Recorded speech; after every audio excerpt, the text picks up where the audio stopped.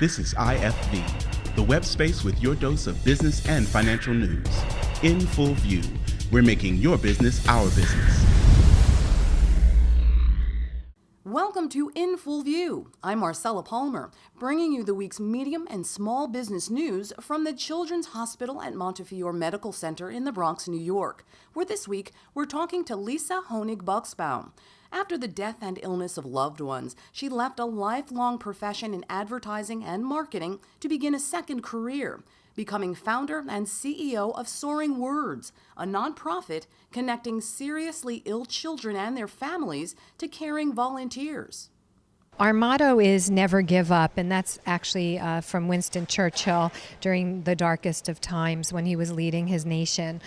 And that is really a touchstone for me, and not succeeding is not an option. I feel that I was born to do this work, and people need it. People are starving for it.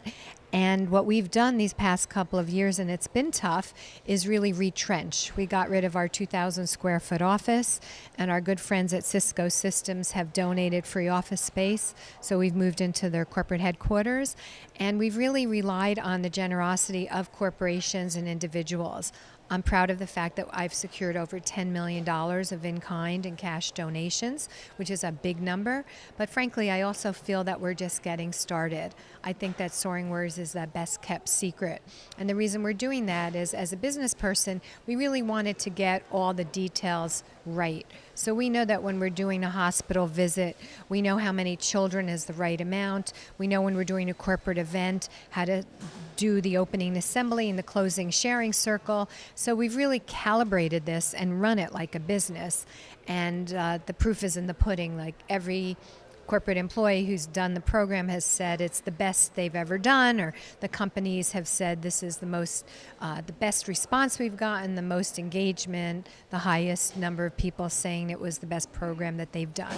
So we just want to keep getting better and better and improving our metrics so that we can embrace more kids and families and really inspire them to never give up. Prior to launching Soaringwords, I was an executive in advertising and marketing for my whole career. I started out at international advertising agencies such as Young & Rubicam and Ogilvy & Mather, and then was with Interpublic for several years prior to running my own agency, Box Tree Communications, which I did for 11 years. Then there were 3 experiences with death and illness in my family that happened in a 10-month period. And those events, including the serious illness of my oldest son, inspired me to devote the rest of my life to helping ill children and families to never give up. When Jonathan was ill, people really wanted to do so many nice things. We got casserole dishes, 40 emails and phone calls every day, 15 copies of Harry Potter because the book had just come out. But what was missing was something to feed me as the mother and as my husband and I as the rock for my son. And what is missing is that there was an empty chair in school for 4 months, and these children didn't know where their friend and classmate was. And I think childhood illness is still the last taboo. And the whole mission of Soaringwords is to inspire millions of ill children, both chronically ill and hospitalized children, that they can go inside and find their inner strength and greatness and do something really nice to pay it forward, to help another child who's hospitalized, to help another child who's less fortunate than they are. The number one thing when children are home from school for days or weeks on end, or if they're in the hospital, is that they're isolated, they're lonely, and they're bored. And really what Soaringwords is, it's a place, soaringwords.org, where children and families can come and watch a video and make a soaring haiku or make a soaring artwork or fable and do something wonderful to help another child and to inspire them to do something to help another child. So it's very engaging and interactive.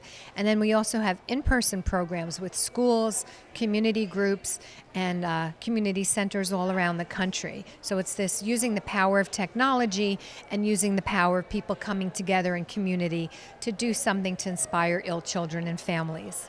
My son Jonathan had a strep throat, and then it became rheumatic fever. So it went to his heart, and he was neurologically impaired. So it was a very scary time in my family's experience where for 4 months my son was heavily medicated and very ill. And it was during the height of his illness that the name and the feeling for Soaring Words came to me from God. And I realized that all the things that we so desperately needed during the height of his illness, that I was going to create that to inspire the 22 million children, 1 out of 5 kids in this country have a chronic or serious illness, and to let them know that strength and greatness is inside of them and that caring people want them to know to never give up.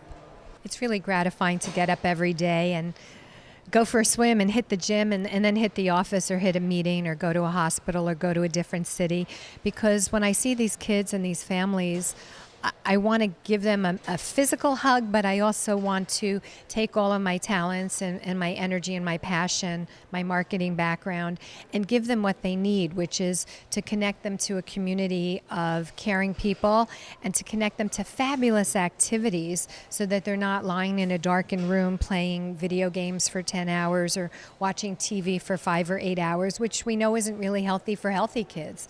So instead, they can use their imagination, use their creativity, and really do something, create something that will create a chemical change in them that will inspire them to heal deeper and better, and also creates a paradigm shift, letting a child know that they can be a leader, that they can inspire someone else.